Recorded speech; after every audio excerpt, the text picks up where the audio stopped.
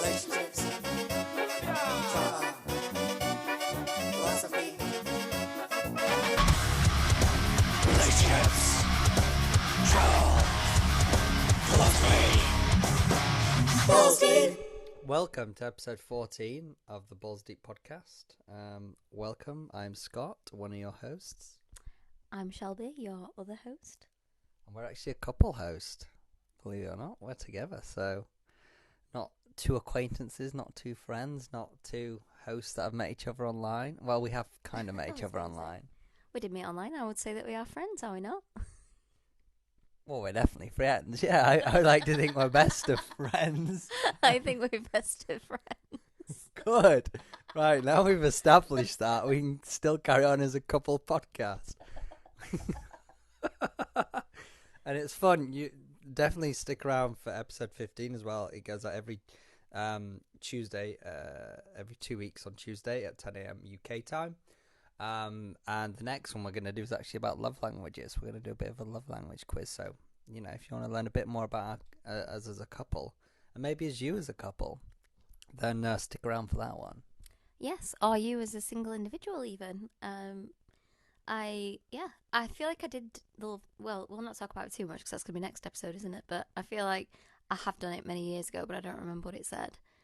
So I think you can even do it as a single person, and I just think it'll be an interesting episode for all involved. So stay tuned. Yes, a little teaser for next episode. But we're on episode 14 today, and we're going to dive into some interesting things. But the first one isn't really going to be the bulk of the episode, but something we definitely need to speak about immediately. Because as you'll know if you've been following the podcast, this podcast, we very deliberately kept this secret from our family and friends. We've not promoted it anywhere, you know, on our personal socials. We've not mentioned it in any conversations. And that's a very deliberate choice. We just want to get comfortable with it. We want to, you know, we want to be free, you know. As a couple, we're going to speak very openly at times. And, you know, some of the conversations might be a bit awkward for our mums and friends to listen to. I know there'll come a time where we won't care, but we just wanted a bit of breathing space to just get comfortable with vulnerable conversations online. But something interesting is, you know, we've recently started TikTok and YouTube, and, you know, we leverage it for shorts, and it's going well for us. I've noticed on the TikTok, I noticed the other day that my mum has followed us and liked all our posts. So that's a little bit awkward, isn't it? Just a bit. So I was like freaking out. I think it was, about 5 days ago I saw this. And she hasn't mentioned anything, by the way. She hasn't mentioned anything to me. She hasn't asked me about it. She hasn't commented on any of them, which it will get freaky if she starts commenting on them. But yeah, she has, you know, said, "Oh, you have one new follower," and I was like, "Oh, who's this?" And it was my mum, and she's liked all of them. So I guess the secret's up, but she hasn't mentioned it. Well, you see, I wonder if she just, because she's on TikTok a lot, she might not realise that it's a podcast, because I know the TikTok is like Balls Deep podcast clips, but, you know, she might not put two and two together and think, oh, there's something other than this. She might just think, oh, this is what they're doing. They're doing shorts with interesting facts and tidbits and stuff like that. So I'm hoping that she just thinks it's a TikTok, which, you know, I don't think we're going to put anything too, you know, personal on TikTok. So, yeah, I'm hoping that that's the case anyway, that she just thinks it's TikTok. I don't know. You shared some personal things. The last two from you were about itchy bones and hay fever in your toes. So, that's some... Oh, yeah, but I mean, nothing intimate. Do you know what I mean? Like, nothing about us and our relationship. I'd have that conversation with your mother and say, I've got itchy bones and hay fever in my toes, although she might disown me and think I'm a nutter, but yeah.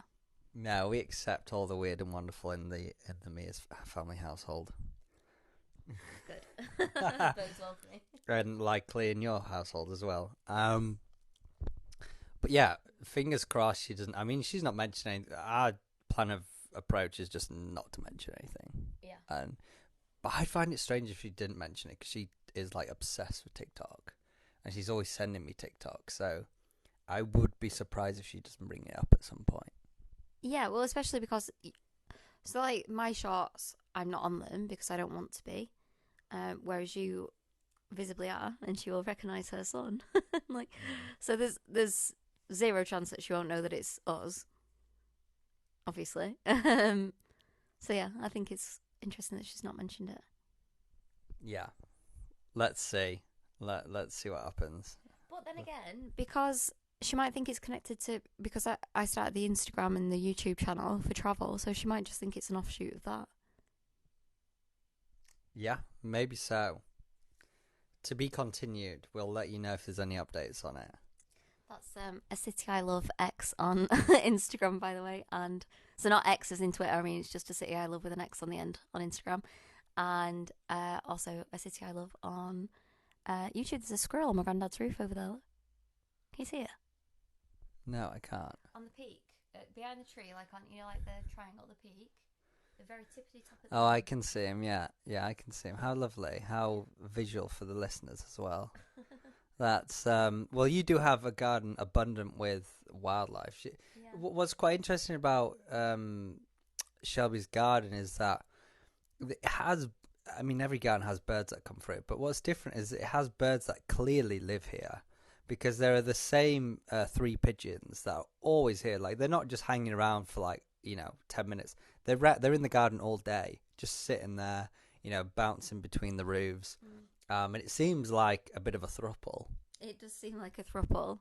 They're very modern pigeon relation, pigeon amorous. I don't know, poly pigeons.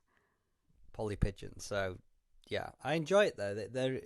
You get to see more of their personality because you see them all day. When I'm working, I could just look out and they're always playing with each other. It's quite cute. They are very cute. And just this morning, actually, as I was driving back, I took my dad to drop his van off for something. I don't know, MOT, something manly and vehicular. On the way home, there was I was worried it was a dead pigeon, but it was actually a pigeon just sat down in a puddle playing in it. It was really cute. And then as I got closer, it went. Pigeons are tougher and more versatile than we, what's the word? Anticipated? I don't know what I thought, believed. Than we believe, yeah. Because wherever we've gone around the world, we've seen pigeons. Wherever we've gone, no matter what country, even in India, there's pigeons, and they're just doing great. They're in huge flocks and they're just chilling. Isn't that quite interesting? Because I mean, there's a lot of species of birds that you just only see in one country, or like in one place, or certainly one continent. But pigeons, like you say, they're everywhere. And I feel sorry for pigeons. I actually think they're very beautiful animals, but for whatever reason, they've got a bad reputation. I think they're beautiful. They're very gentle. They're very inoffensive. Yeah, I just think they're really sweet. Yeah, I think it's a shame they get a bad rap because they are very sweet. Whereas the seagull, they're pretty. Oh, yeah, seagulls can fuck off because they just steal your chips. Yeah, exactly. They just get in your face, whereas pigeons are harmless. Like they're, And if you're throwing food around you, then what do you expect? You're just baiting them, so obviously, might get some crazy flocks. That's actually the most pigeons I've ever seen in my life was in Barcelona, and the central bit where there's a bit of a fountain. I'm not joking. It's like a scene from a film. It's like 1,000 pigeons. And it must be a thing, like they've just created it, and I wouldn't be surprised if it's even on tour groups. It's like it's nuts, and people would just stand there and just do food, and they'll sit on them and on their heads and stuff. Like you are like you'd have to watch your foot in to get out there. They're everywhere, but it's quite funny. So now we're going to talk about RPGs. So. You'll be familiar with RPG games, which is role-playing games. Very popular. I didn't realise that's what that stood for. So that's very interesting. RPG role-playing games. Is this always in person, or is like a digital? Can you have a digital RPG? Yeah, most role-playing games are digital. They're on whatever your console of choice. From a laptop to an Xbox to a PlayStation to the many other consoles out there. But that can be translated into real life, which they call LARPing, which is basically just RPG in real life. Live action role play. Exactly, that's the live bit, live action role play. And they will sometimes reenact games that are out there. They'll reenact wars. That's a really popular one. That's really, and that can bring together a lot of people. And the ones that I've seen are pretty damn serious as well. Like, they really go for it. But before we get into a few of them, there's one that really caught my eye recently, and it's called Wasteland. And Wasteland's quite interesting because it's over 5 days. And honestly, if you're familiar with Burning Man, when I was checking this documentary out about it, it looks like Burning Man. That sounds cool. Yeah. So just picture Burning Man, but the only difference is everyone's playing a character. Well, I guess yeah, that sounds very interesting. Would you decide your own character, or would you be allocated a character? Yeah, you choose your own character. There's a post-apocalyptic theme, very much inspired by the Mad Max Fallout. So you have to keep within that theme, but you totally, the character's personality, name, the way you dress is totally up to you, but you just got to keep within that apocalyptic. Shelby is our grammar and not vocabulary. See, I vocabulary person. Vocabulary. That's perfect. Yeah, I honestly, ever since I've had a TIA, my head just can't say words. I can't say words, but anyway. But it's in California. And yeah, I just thought it looks really interesting. There's like a 30-minute video on it. It's quite just if you just type it in, it's probably going to be the first video. But there's all sorts of role playing, so you can attend. You create your character. You can, you can get involved in quests. You can do combat challenges, survival challenges. There's art. There's music. I think music's not the main focus, but there is music.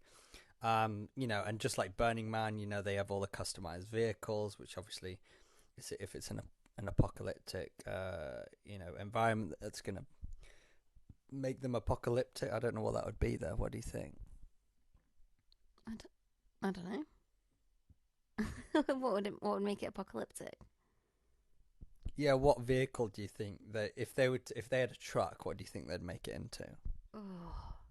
I don't know, we just went to watch Twisters last night. Went to watch. That's not correct, is it? Went to see. You're the vocabularist. We went to we watched, that's it, past tense.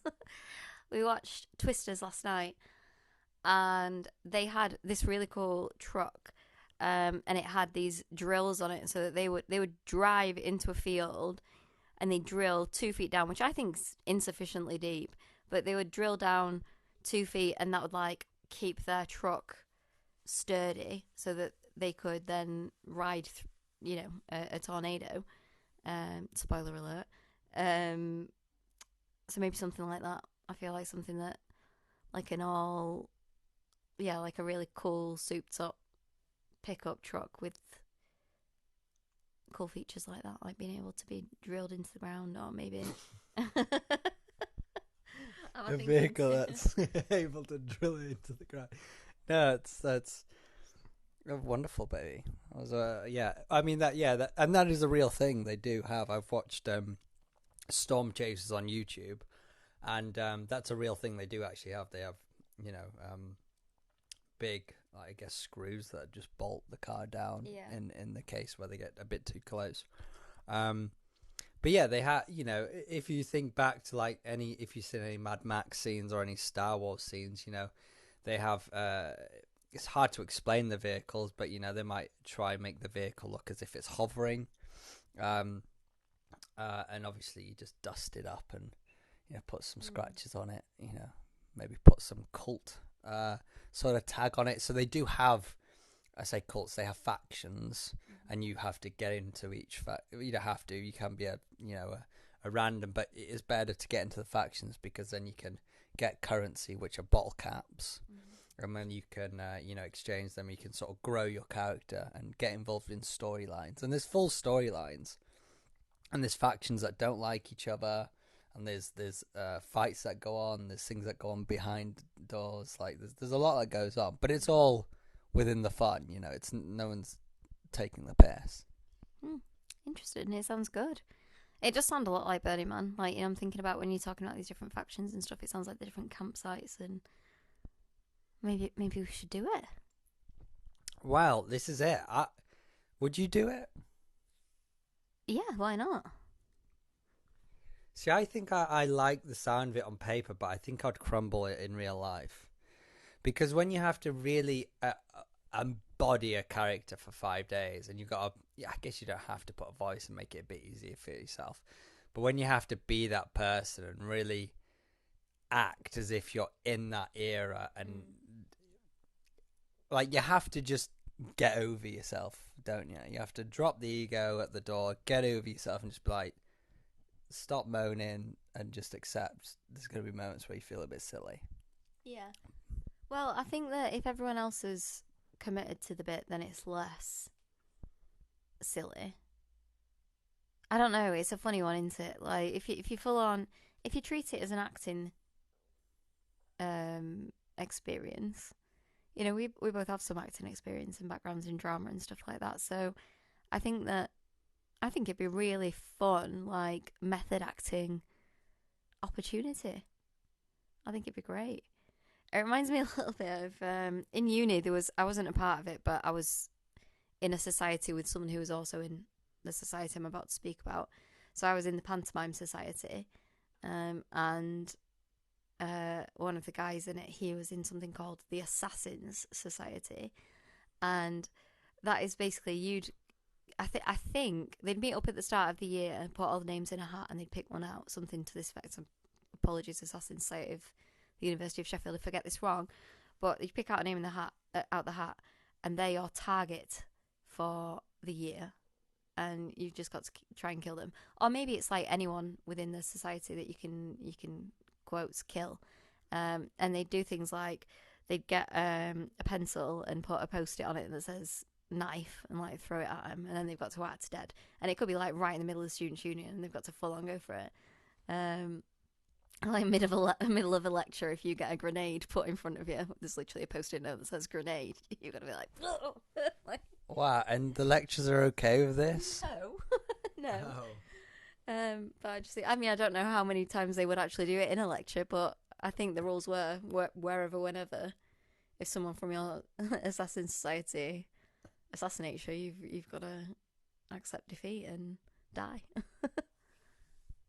I would drop a grenade when what I would do, at the height of exams, when everyone's revising in the library and everyone's stressed, just weeks out from the exams, I would drop a grenade on someone's table and just watch them fucking piss off that entire room for 10 minutes. Like, what if they're like, is it a martyr, and they just dive on it, like, you know, like Captain America.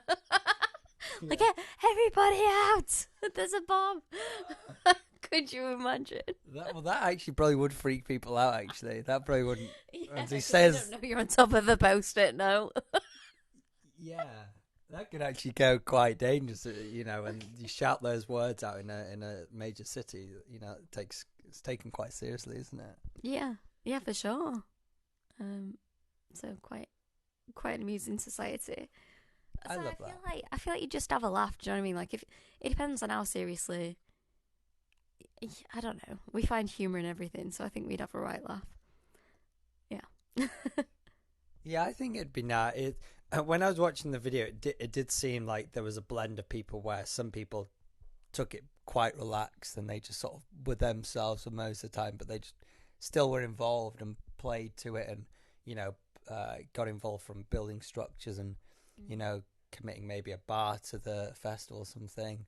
Then others that are fully in character. So I'm sure you'll get the whole spectrum of ones that never break character to ones that sort of just like, I just love the community and I love being around this area. I love seeing everything, and I'm great friends with them, but I'm not sort of full on in character all the time. Yeah, I think so. And I've just remembered the name of the girl who, I'm not going to say it on the podcast, obviously, but a woman I went to university with who does LARPing. So I'm I'm just going to type it down so I don't forget it, and then we can maybe try and get her on the podcast. I would love to interview her. I think it'd be so interesting because, again, everything we're saying, it's just from me watching like something like 30-minute video on Wasteland and doing, some searches online to learn about a few others. So, and obviously I've seen the film Role Models, which I'm sure a lot of you have seen. And if you've not, it's a really funny film. Who I really recommend going to watch. It does give you a good insight into it, I feel. Oh wow, you're showing me her Facebook account now, and she's really into it. Oh wow. Oh, we've got to interview her. Yeah. I thought maybe she'd done it once or twice, but no, her profile picture and cover photo are her in full-on LARP gear. Yeah. That's fantastic. No, I'd find that really interesting. I think it would give us a new insight. And also maybe into like, what is it they get from it outside of just the fun? Like, is it an escape from the real world? Like, do you enjoy just being able to sort of actually feel like you're in this mythical world, like something that, from what we understand, we could never possibly be in? We can only ever be in this world right now. Like, I can get the excitement of that, but I'd love to hear the real deepness to what they really get from it outside of just it's fun and it's a cool community. Yeah, I don't know. I think it sounds really fun, and I'm trying to think of like anything that's, I guess cosplay's pretty similar, isn't it? But I guess that's less so on the immersive, everyone's pretending to be that character or whatever. And cosplay, I guess you're more likely to be a well-known character, dress up as Zelda or whatever, rather than create your own character and be in this world. I think it'd be a lot of fun. Like, I can really see us getting into it, and I think it's just an escape from reality. It's just something new. Yeah, I think once you get over that sort of ego part of it and just embrace it, I totally agree. I think we'd really like it. So, I mean, other ones I did find online, there's one called LARP Fest in apparently various UK locations in the US. There's also the Krakow Role-Playing Festival in Poland. Yeah, in Krakow. Close. That is very close, yeah. Apparently it's very immersive scenarios. It was quite, I'll be honest, when I looked up, it was quite difficult to find much information on these. I thought there'd be loads of videos, but it was quite difficult. Ones that I could find a lot of videos on were war reenactments. Yeah, I can see that. Like, I mean, there's 1940s weekends all the time, isn't there, where people get dressed up, and that's, I mean, it's not exactly a war reenactment, but I think they're super common, where people dress as 1940s. And yeah, in the war reenactments, it'd be quite scary, I think. I think, yeah, I can actually give an example to this because I was in the territorial army, and at the end of it, we would do every other weekend we'd go and train, but there was, at the end of the year, we do this full week, I think it was 2 weeks actually, and a week of that was, out in the field. But at the very, on the very last day, basically what the entire sort of field week sort of leads up to is, it's in a way it is role playing, because you are role playing that you've got to move from place to place. You go and scout out places. Like, there are basically the older years play as the enemy, and basically they will be patrolling the area. They'll know where in the area, but not exactly, and they take it very seriously, of course. We as a battalion need to find. We go into separate groups. Sorry for the right terminology. I can't remember all the right terminology right now, but anyway, we will go and then scout and do recce's on where they're staying at night time, where we'll be able to see them and they won't see us, and we'll find them and we'll engage them. We'll say, right, we're going to attack them today. We know they're in this valley. We need to now plan how we're going to attack them. How are we going to get there when, so they don't see us? How are we going to get there? So, we're in an advantageous spot. So we're going to obviously win the fight. And you do have blanks. Like, it does, I mean, you have a real rifle. You have a butt on the end, and you fight. You shoot off blanks. Bullets do fly out the side of the gun. God. If you take the butt off, it can be quite dangerous. It can actually. So you have to have that butt on. Close enough, you can cause damage. Yeah, oh yeah, it will go through. Yeah, it's you've got to be careful. But you'd have to actively take the butt off, which would just be an awful thing if you did that, and straight dismissal. But yeah, so it was really cool. And anyway, but at the very end, we did a full battalion attack, and a battalion's huge. It was, I don't know, in this battalion, it was like 300 of us or something. But battalions can be much bigger than that. But it was a couple of TA departments together. So anyway, we did this huge battalion attack over this huge, vast field. Like, it was all hills and everything. And we trekked all the way through night, having to, get down and be really quiet because the enemy was close. And again, they know we're going to attack them at some point, but they don't know when, they don't know where we're going to come from. Like, they don't get the intel. They have to also try to figure out us. And it was a full battalion attack where we would all break up, into our groups, and we would all attack. It's a very specific plan, and we'd all attack from different directions, and we would sort of, progress at different points, and we'd have certain targets that we'd have to take out. But as far as the eye could see, over these fields and these hills, there's fake grenades, but I mean, it packs a punch. Smoke grenades going off everywhere. Everyone's firing up, like 300 people just going at it. Like, it is the most realistic war zone I've ever been on. Like, imagine you just going for a hike though, and you didn't know where you were walking into. You'd be like, "Shit, what's broke off?" No question. If you saw that from on fire and didn't know, you would think that's real. There's nothing about that you would not think that's real. There's 300 people against about, they have a bit of a smaller army, but like, let's say 300 against 100, just firing, and it's it's the sound of guns, it's the sound of grenades, it's the sound of smoke. And it's just going off everywhere. And it goes on for hours. It goes on for like a few hours. It's really fun. But I feel like that is probably the closest I have had as an example of as a role playing. Well, you said, would you feel silly? Did you feel silly in that because you knew it wasn't real? No, I didn't. And I wonder why that is. I guess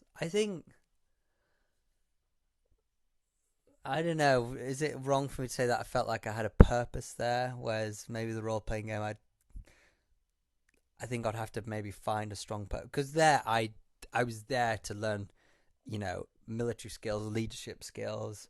To really, I mean, for me, I personally went into it to really become a stronger leader and more confident in myself. But I also did have a bit of an intrigue into the army, and I learned, the army. I did enjoy a lot. I met some good friends, but it just wasn't for me. I think I could progress in other parts of life and enjoy it more. So I don't know. But you do raise a good point. Yeah, I mean, I'd see it as, because, I'm a fan of acting, I'd see it as an acting opportunity and an opportunity to develop my skills in being a convincing actor. And I think that can give you confidence in public speaking and all, networking, like all the different skills, like things that maybe I wouldn't have the confidence to do or say as me. Well, it's not me, it's my character. So I think that would be, a fun way of testing out. Do you know what? If I did play this, I don't know. For example, this is off the top of my head. I don't see myself as a physically fit person because I know that I'm not. But if in my head I'm this character who's like this badass street fighter or whatever, then maybe that'd help me change my perception of myself and my capabilities. So I think I think it's an opportunity. If you created a character that had characteristics that you desired or wanted to improve upon or increase or whatever, then I think that could be a good opportunity to do it. I think that's the sort of deep answers I was looking to pull out of that, your friend. So I think that is a really good one you've mentioned there. Which I didn't think of, that it allows you to become someone maybe you've always wanted to be. Which is interesting because there's always that I know it's whether you believe it or not, but there's always a lot of successful people. The law of attraction. That's spoken about a lot. It's in a lot of books, and it's spoken about a lot. And I feel like that in a weird way, is a bit of law of attraction because it shows you how close that is. Oh, I'm not a confident person, but in this role playing game, I'm the most confident. I'm the king of everyone, and I rule everyone. And I'm so confident, and I'll lead everyone. Like, why can't you then have that level of confidence outside? Like you do it here, there's no reason why you can't take that outside.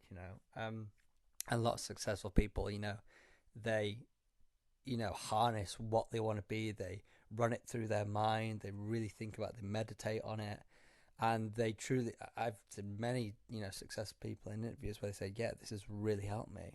I think where people take it wrong is when they say, oh, if I, for example, if I want a house and I act rich and start spending lots of money and everything, and I just do that, it's just going to come to me. It involves hard work as well. I just think with that sort of those consistent thoughts and beliefs and desires of wanting something, I do believe it can help. But I just think people where they take it wrong and they just think, just be a twat and with no hard work, then no, that doesn't work out. Yeah. Well, I think that's a different thing, isn't it? Because you're trying to build something material versus, like, internal. So, like, it's fake it till you make it, isn't it, basically? But, like you said, people say, well, I'll start acting rich and I'll spend all my money and then more money will come, if I this. That's something physical and material, so it doesn't apply in that situation. It's purely for, I think, personal growth, for the internal, for the personality, for these confidence, these kinds of things. That's where you can really put that into action and say, look, I don't have it right now, but I'm going to act as though I do, and then eventually you will, because what you reap what you sow, sort of thing. Or I don't know, I'm trying to think of what's the right idiom for it, but there's another, fake it till you make it, and then I feel like there's another one that I like. So that's all I've got to say on that. Well, no, I think I really like it. I think you've had the best thought on this discussion. It gives you that ability to have characteristics that you desire or you wish you had. And I think it just proves that you do have them. It's just you need to just let yourself have them, I guess. But yeah, I think that was very interesting. And just on one of the war ones, just it's called I found the Pensic War. Apparently, it's the largest role-playing war in the world. And that's what in Krakow? I don't know where it is, I'll be honest. But yeah, it's one that I found. I'll be honest, ChatGPT wasn't very helpful. It gave me a lot of festivals, and when I looked them up, they were just music festivals. So I'll be honest, I had to go to Google for it, for a lot of it. But yeah, Pensic War. It's an annual American medieval Renaissance camping event held by the Society for Creative Anachronism. What does that say? Anachronism. There we go. Our local linguist is there to tell us, and now she's going to explain to us what it is. Anachronism. And that's what it means. So there we go. Anachronistic is the state or condition of being chronologically out of place. Okay, so anachronistic, so like not chronological. So if you are anachronistic, then it clashes with the time that it's seen, so creative anachronism. So yeah, I think it's saying, if it's a medieval war, well, it's not accurate to the current time, so it's anachronistic. What a great word. Anachronism. Word of the day. Maybe we add that to the episode. Word of the episode. Oh my god, can we? I love that. I love that so much. So the word of today then is anachronistic. There we go. And it'll be great for me as well because I need more vocab, so that'll be wonderful. So yeah. The interesting things of RPG, give it a go. Don't ignore it. And I think Shelby does make me laugh. I wish sometimes this was a visual episode because she just leaped over the bed to pull the phone out, which is quite funny. But yeah, there's talking about history. We wanted to also discuss a couple of things that we've recognized in history, actually misconceptions that we've realized. And the one that I want to share is we've noticed that in movies, the emperor, does the thumbs up and the thumbs down. Thumbs up meaning, the gladiator lives, and the the thumbs down meaning the gladiator dies. But actually, apparently, this is not true. / we're not sure. But anyway, in reality, we don't believe this is true. We actually there are thoughts that maybe the thumb sideways means death, because it looks as if it means someone lying down or lying sideways on the ground. There's also thought that the thumbs up might mean death, because it means like it looks like a sword that's been unsheathed, and it means sort of slit their throat. So the funny thing is that we don't believe the way Hollywood portrays it is true, but we also don't believe the other examples I've just given you are true. We don't actually know. So we just find this really funny, because this is just another example of it's a misconception what Hollywood says, but we also still don't know what the truth is. And we've seen this around the world in our travels of other examples of this as well, where it might say on a plaque, that there's something is true, but it then, 2 sentences later it says, oh yeah, this isn't true. So I think Shelby's going to let us know about something about that. It was actually on our travels to Mexico that she'll let us know. But we just thought, in the theme of history, we thought this was some interesting things that we've learned. Yeah, so what I find really amusing is that when we went to Chichen Itza, we were walking around, we were looking at all the different, bits of architecture and the different buildings, different like carvings and things like that. So something I find quite surprising and amusing about historical sites is how much of the facts are actually guesswork. So we'd read a sign about how the Maya people lived and the significance of a particular marking or a structure, and then at the end it would say something like, at least that's what we believe, but we aren't really sure. My favourite sign was about some of the statues of warriors that were much shorter than other statues on the site. And the sign said that the builders basically couldn't be arsed with making the big ones anymore, which I just think is brilliant. So they were just like smaller versions of the other statues. I'm like, oh, I wonder why is it? Oh, were they like shorter fighters? Was it children?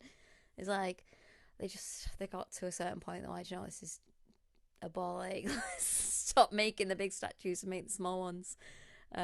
So I think that's pretty fantastic and quite amusing, really, because there were lots of things that were like, so we believe that the Maya people did this, we believe that, and then it would follow it up with, but we're not entirely sure, and the opposite could be true. So it's just quite, very interesting that we actually don't know that much. Like, we can only make assumptions about certain historical so-called facts. I think that's what's, if you really have deep thoughts about it, that can get quite scary, I personally find. I mean, it's whether you accept the not knowing of the truth of the world and accepting that you're going to die one day. If you're able to accept both those things and not really care too much, then maybe this doesn't create you a bit of a crisis in your mind. But I think for me, when I see these examples of where history not being told true, or is just admitting that we don't know it, but again, we still teach it in schools. And of course, there's other things that can change the truth of that, maybe political sort of propaganda, as they say. But I think for me, it can give you a bit of a breakdown, because, it really, everything we know is just based off things that we've gone and proven through experiments, and then we've gone, yep, okay, that's true based off the experiment we've created. Let's go to the next stage. But if at any point any of those experiments are false, or at any point any of those beliefs of historical sites like Chichen Itza, the historical piece about thumbs up, thumbs down, thumb side, what does that mean? If anything of that is wrong, and you keep adding to, oh, it means this, therefore this means that, this means that, this means that, then it just completely breaks down the truth of a lot of things. And for me, when I think about that really deeply, I sort of lose my mind a bit, because I feel like the world around you starts crumbling, because I think if you really break down everything, it's hard to defend anything. So, it's whether you've accepted death and not knowing the truth about the world. I think if you accept that and you don't care, then they're fine. But for me, I kind of seek it, so I think I think I crumble when I start thinking about that deeply. I don't know. Let us know what you think. So yeah, it'd be interesting, but it's definitely something we've noticed, isn't it? When we're going around on our travels. Yeah, definitely. And it's something that's quite amusing as we go along. So, I've really enjoyed going. I mean, so far we've done 2 wonders of the world. We've done Chichen Itza and the Taj Mahal. Next on our list is most likely to be the Colosseum. So speaking of gladiators, and I love visiting these historical sites because you learn so much, but equally it is just amusing to know how little we know. And I look forward to continuing to learn more historical suppositions. I feel like that's another word, isn't it? Suppositions. So we suppose that it's this, we suppose that it's that, or assumptions, I guess. But quite amusing. So, regarding travel, Scott, where are we thinking about going next? Well, I thought that this would be because we have a travel segment in the episode, but because we've come back to see our friends and our family, which is what we always planned, even though we do have quite an aggressive travel plan over the next 3 years, to really maximize the majority of each year traveling. And our cadence is to go to a place a month at a time. So we've done, I believe, 7 countries this year so far. But we also want to blend that in with coming back home. So I think that's where a lot of people get lost with it. They believe traveling must be, you have to leave the home, and once you come back, then it's the end of it. Mm. But I don't believe that's true. I think the way we look at it is we wanted to make it a lifestyle. So we want to maintain our health. We want to maintain our connections. We want to maintain our work. We want to maintain a life. We don't want to just put everything on pause and be like, no, we're traveling. Mm. So that's why we come back. And it's been actually, I think, much better than we both realised, actually. I think at first we neglected it a little bit, not because we don't want to see our family or friends, just because once you're in that cadence of traveling, you really get a buzz for it and you get really used to it and comfortable with the constant changing, that coming back home can just be a bit odd and feel like you're stopping. But I've personally found it quite revitalizing. Yeah, I mean, when we first got back, I felt a little bit overwhelmed because it was just like a total change of pace, and I just struggled, I think, to I guess you'd call it reverse culture shock, to then be back into it's just a totally different traveling and being at home. But yes, I have very much enjoyed being back. But equally, I am also very much ready to be going, because we've been back just under 2 months when the intention was to be back for a month. But we've had lots to do, lots of people to see, and it has been very nice to be home. But our plan is to go to the beautiful Italia next, and I very much look forward to it. We've both been to Italy separately. To be fair with me, I was only there like an extended weekend. I went there for a rugby tour. We did go to Venice for a day, and we also went to Lake. Is it called What's it called? That famous lake that everyone goes. Como? No, it's like Lake. I want to say Lake Placid, but it's definitely not. It's not Lake Placid. It's not got a big alligator in it. No. It's one of the beauties of Europe. It's like a really stunning lake. I know a lot of people go there to go sailing. Me and your brother even spoke about it at dinner. Garda. Lake Garda, there we go. And my mate did a shit in it. Intentionally. We were on a rugby tour, and we're young. And whilst the teachers went, and took a nice tour around Lake Garda, we just dossed around like, why the fuck are we here? Because again, we're young, we're like 16, and he first hopped to Garda and jumped in someone's pool. Again, just young and stupid, and then he was like, "What else should I do?" And he jumped in the lake, and no one told him to do any of these things. Might I add? He jumped in the lake. He's kind of the wild card of the team. And he just ripped his pants off, and he was like, and we were just looking at him, like, just laughing at him, like, why are you even in there? And I'm not joking, just a poo just popped out of his bum and just floated up to the top. And I was like, you're not. And anyway, we were laughing our asses off at this.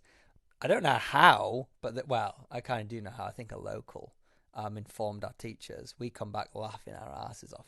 The teacher that was there was the head of year, He was actually quite a sound head of year, but he was very, as head of years, like they know when to crack the whip. He was an intimidating fella, and yeah, he absolutely lambasted us, but we just couldn't. He was like having a go, and we were just like laughing through our hands because our mate's just done a poo in like the most beautiful lake in Europe. That's awful. Do you not have to tell me now, but do I know who this person is? No, you don't actually. Okay. Well, yeah, you don't have to name and shame him on the pod, but that's so gross. And disrespectful, might I add. And not particularly, well, I don't know, might have had some fish. Who knows? But yeah, so it's just Venice and Garda you've been to, is that right? Yeah. Yeah. So I also haven't been there for any extended amount of time. Both times I went with my mother, who loves Italy. She goes quite frequently with one of her friends whose daughter lives there. And my mum and I went first to Venice for my mum's 50th. That was very nice. That was for about 4 days, I think. Or we might have had a week, actually. We may have had a week. But then one year we went to Rome for Christmas. We actually flew on Christmas Day. Scott's pulling faces, though he doesn't know that information. I don't retain a right lot. No, it's okay. Unless it's about wrestling. Unless it's about wrestling. So I'm basically now I need to tell every story I tell to Scott. I'll have to be like, so I was watching wrestling when, and then he might remember it. That might actually help. Okay, well we'll try that from now on. But yeah, we flew on Christmas Day. It was actually the Christmas in my final year of uni. My mum had come over to my flat in Sheffield, and we decided that we wanted to go away on Christmas Day. We knew that we wanted to be there for Clayton opening his presents because Cole's not born yet. Clayton's my eldest nephew. So we were going to be there in the morning, and then we were like, right, well, let's fly like afternoon on Christmas Day. Where can we go? Went on Expedia. Other websites are available.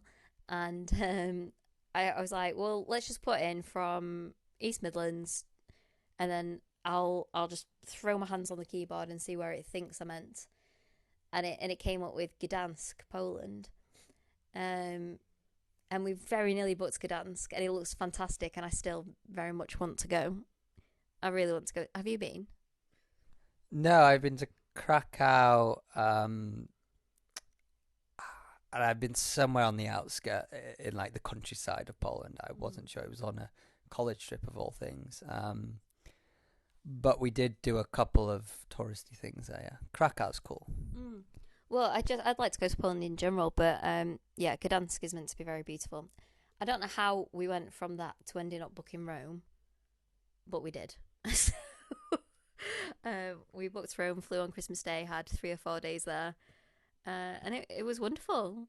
It was absolutely, yeah, love it. So I'm very excited for us to go there together. It'll be our 3rd wonder of the world together. You can do a guided tour with like an audio guide or a physical guide. We have learned. I know tour guides can be a bit spenny at times, but we have learned when it's a really meaningful, place you're going to, a touristy spot, whatever it is, especially with the wonders of the world, we have found that paying for a private guide is, well, it doesn't have to be a private guide, but just paying for a guide makes a big difference. Like I felt, especially the Taj Mahal, Mm. it brought so much more value. Like, it really did. We would have not appreciated it as much if we didn't. Like, he was able to give us so much more in-depth understanding of the build of it and the history of it.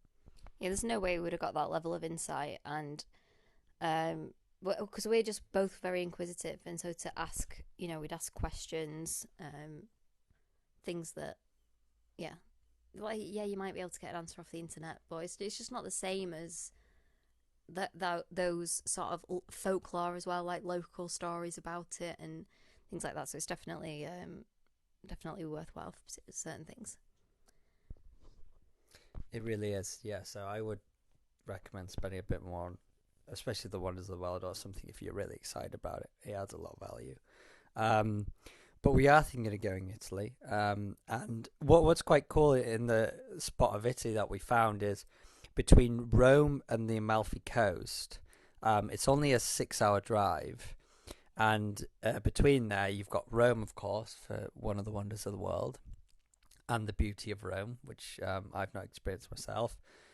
You've got Pompeii, which I've heard is really incredible to go check out. Of course, do you know what year it happened? Mount Vesuvius blew its guts. It's not like 300, because I feel like that's like what the film 300's about, but maybe it's not. What year? No, I think 300. No, that's just about where 300 Spartans took over. Like, managed to be like a much bigger army. 79 AD. 79 AD. So Wow. 2,000 years ago. Jesus Christ. Apparently, I've heard, and this was a close friend that's been there, he said that, no, you said this as well, but he validated it, because I was like, that's crazy. That there are still statues of people that have just been basically frozen in time from the explosion. Yeah, there's a really famous one that I think's of a couple kissing or embracing. So you can just see like these people that are, yeah, absolutely. It's just there's have you seen the film Pompeii with Kit Harington in it? No. It's Jon Snow from Game of Thrones. Kit Harington. It's a pretty good film, actually. We should watch it. But that's about Vesuvius erupting. Yeah, I would enjoy watching that before, because again, that adds a bit more understanding of what went on. But that blows my mind that you can see people just frozen in time. Mm-hmm. Like, what? They just like rock. Yeah, I'll bring up a picture. Yeah, well, our listeners won't be able to see it, but you could always look it up. But for me, I think there could be more than 7 wonders in the world. I think people that are literally frozen in time as rock, showing love to one another because they know they're about to die, we're looking at it now and it is a bit more morbid than I was expecting. Could have been gay lovers, apparently. How the hell do they know that? Well, potentially if they know the gender of the statues, but again, it's like with all history, isn't it? Could have been a gay couple, could have been brothers. Who knows? Yeah. For me, I think of the time as well, it would be very unlikely. No, actually, that's much more likely. So in like ancient Greek times and ancient Roman times, same-sex relationships were much more commonplace. I've not really got time. Well, no, I'm going to go for it. In the time of Socrates, it was very common for an older man to take a younger male lover and teach him about life. And they may have both been married, and it may have just been for that, but they would, yeah, it was very, very commonplace, particularly between males, to have, sexual relationships. Wow, so what, this older married man would take this young boy and...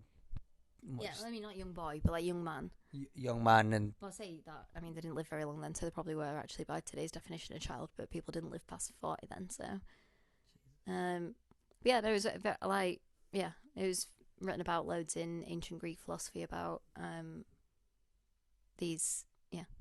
older man would take a younger male lover and teach him about relationships, teach him about sex, philosophy, life, etc.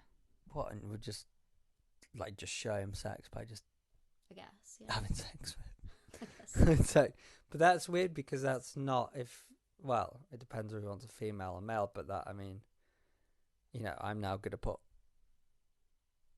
I'm gonna shag you is very different to you shagging a woman. Yeah, I don't know. But that's interesting. That's That's wow. Yeah, that's nice. Where did we lose it? Honestly, no, I don't mean by old men No, I know shagging young boys. I mean the acceptance of it. Yeah, like the acceptance of same-sex relationships and the fact that it was normal and exactly. So and still is normal, to be clear. Just society deems it as not. yeah. But yeah, we found a bit of a nice spot because between Rome and Amalfi Coast, Amalfi Coast is super famous for being like one of the most stunning coasts in the world with all amazing beaches. I think it was even in one of the openings of the James Bond films. There's Naples in between there. There's obviously Pompeii, which is a huge historical spot. And then you've got Rome, and I'm sure there's other places we don't know, but these are sort of the popular destinations, and you can drive all of it. So we're looking to stay in Naples. We're just trying to find something that isn't. Which my brother's just told me is like a mafia hotspot. Oh my god, I didn't know that. Well, we'll have to maybe. Well, it's okay because Shelby's family is in the mafia, so. No, they're not. Please don't put that out there. They may as well be because honestly, they give off the impression. No, right. Literally, they're right. They're all lovely.